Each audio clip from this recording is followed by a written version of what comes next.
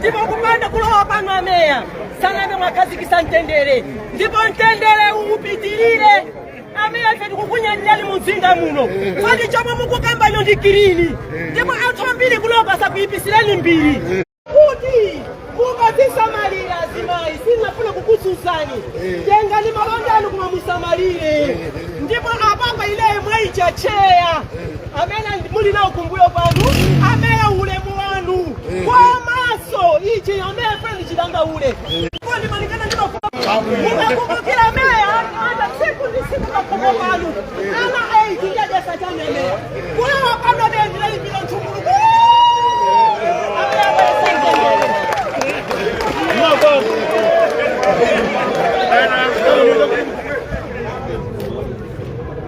Nasakundidwe uyude nasakundidwe uyandikile sasa sifika interview tingalele kuti ishizo nyene ngenda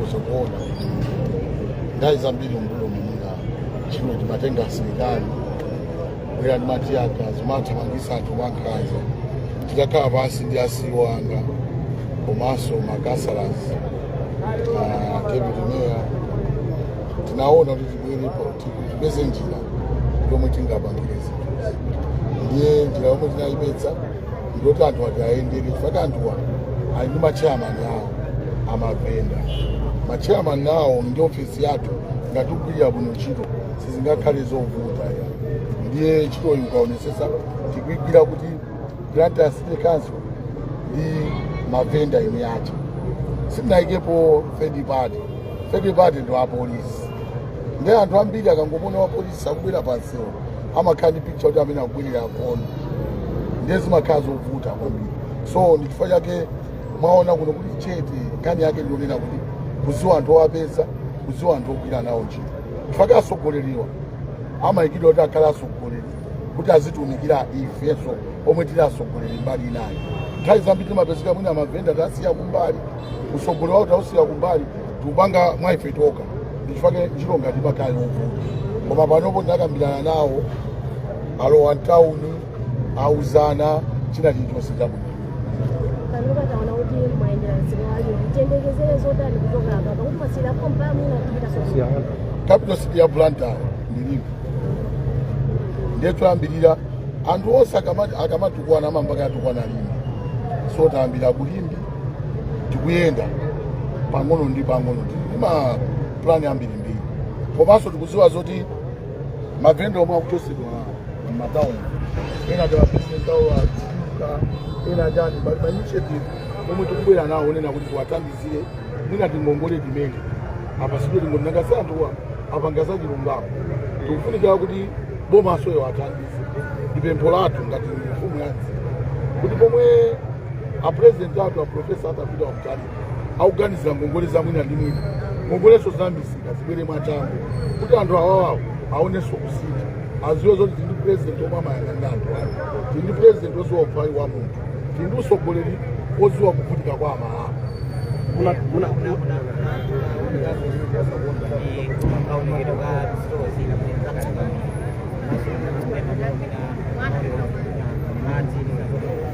nkhani ya zilolo za makono kuyo kungapokani mangiteso zimene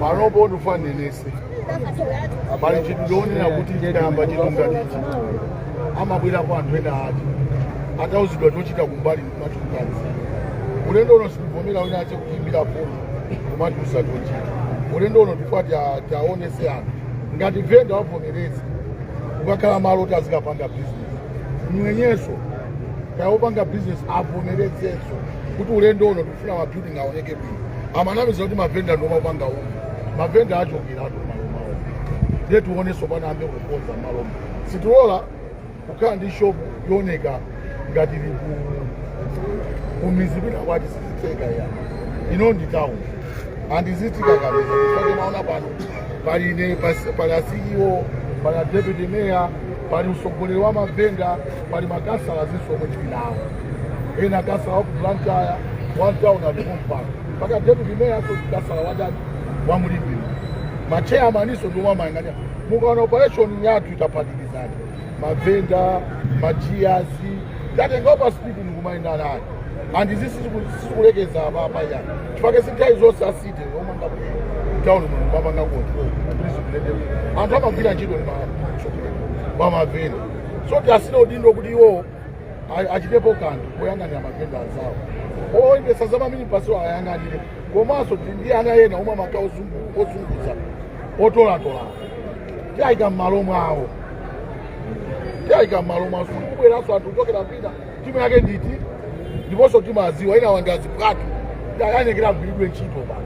Ngati munaona masiku apitawa nayitanisa ma street connected kids kubwera kuzakumana nane ku office. Ena atapasa ma business oti azikapanga, ena atapasa tochita kwasala kusopano kuti apeze kotani olowe. Tunaonanso nkhani ya misewu imene ulili mwachisazo ngati wakatuluka uko munazatamba pamene paja kuti mufuna misewu ina kuti ituluke konseka. Tikufuna zonse wonera kuti ukachokera town ukatulukire paka kusika. Tifake kuzowa kusika uchaso kuti free market. Maplani amene walipo oti tipanga zimene zozo. Komanso paonapo mwina ndi mwinapo titayamba kale apulati asindikazo. Mukapita post office pamayima madzi kwambiri pamene paja.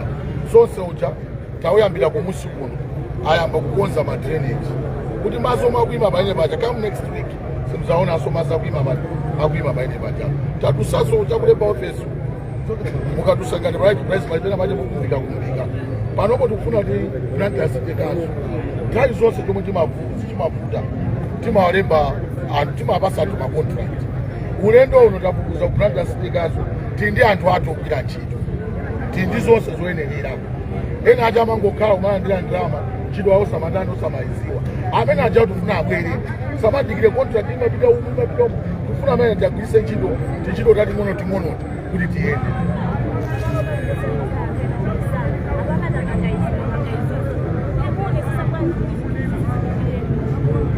Ulendo uno lwamageto King Kong. Ziweja sama mpati paka mabwera uzauza analo tisaziwa tifendeni ajasi osambala unene satu kumwe sitoka muno izikafika mabwao tifanye venda watenga mwala kugenda okuambisa chisokone tikafika pakwao tifanye papa andisisekererana ya imene musabeleka obwerera tikafika mpakwao fake pestikona ya ife tukufuna planta wanonika wapi anthu atukwana kwa chaya itani pano tufani zileni.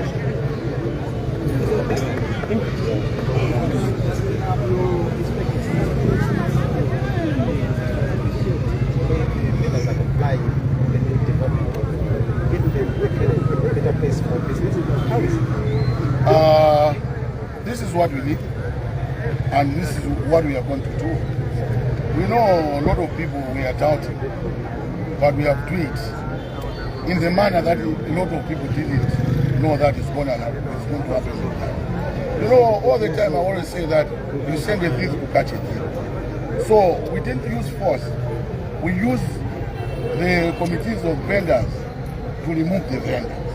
So they know their languages. They know how they're going to tell each other. Even me, myself, the mayor, I am on the ground working with them. You're going to see the CEO, the minibus callers. There's a lot of people. This operation is for everyone. All right. We have said that you have started with budgets. Or we are going somewhere else? First of all, I need to say this is not all about Chong, it's about us. We are working as a team. We have started here and will not stop what we have started. From Limbi we go to Branta. From Branta we go outside town. We need what is happening in town should happen in the next. It's what we are going to do. You know, you see that people are cleaning their home, but they don't clean it down. So we want to change our mindset. We want to do things that will keep our town clean. You also mentioned about the connection of roads from here to Limbi Market. Can you also explain more? Yeah, we need to have a new road that will pass from here, going to Free Market. It's what if we have that road, it's going to help us on road network. you know, we have plans that we are stopping all trucks to enter in the city. So we need to find some ways where the trucks will pass by. And how are you going to deal with people who don't comply with the street fence? My sister, this is about the ghetto. Jomo, growing up from the street. Anyone who will not obey is going to be treated the way he wants. We have started in good manner. If they want us to do it in the savage way, we're going to do it. It will start in town. We're going to go even in the township. If someone do something bad in town, we'll search for that person and we'll find that person. Wherever he goes or wherever she goes, we are going to go there. We are not here to play. We are here to work. Finally, there's an issue to do with some buildings. We want to tell the people who want it. And I want to say something. I want to warn them. Before I'm talking about the renovation of the building, I want also to give them the warning. They are taking advantage. This is in Malawi. We are not in UK or America. You know, there are people who are taking advantage of Malawians. They are charging a lot of money. They are charging rentals in dollars when Malawians will use kwacha. This is bad. It's like they don't want some Malawians to rent some shops. That's why they are saying that they should pay in dollars. So I want to warn them, they should not take advantage on that. They need to give the chance to those Malawians to do their business like the way they do.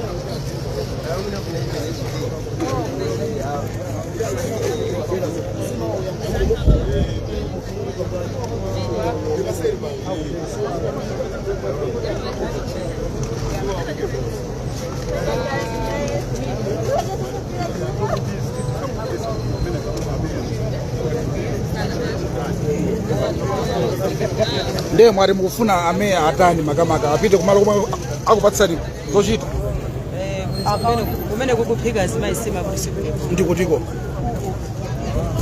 ndiye mufuna malo ena kupasani malo ena kumene kusiku bwino chifukwa chani tafotokozani kuipa kwake kwa malo amenewo koma akonzedwa kuli kunaliso mabafu Ndamafuna zote apase kwako. Bosera kwako. Kukununka huko? Sio bino? Ndio mfuna meya akaone kumalo kabena mfuna. Okay.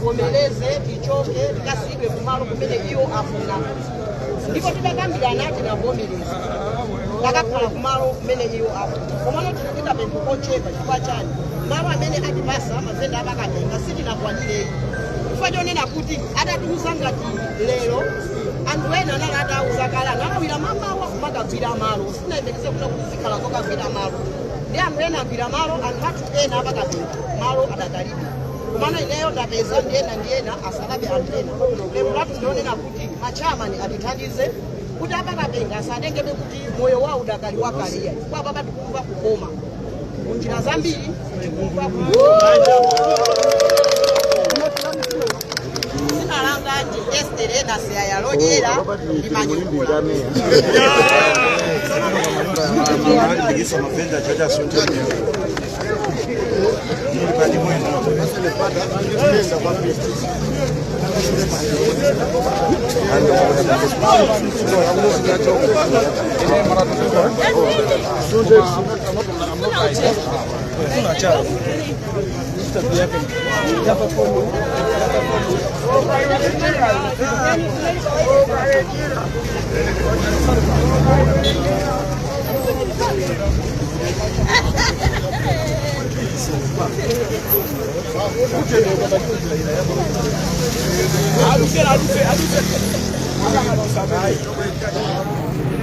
Café.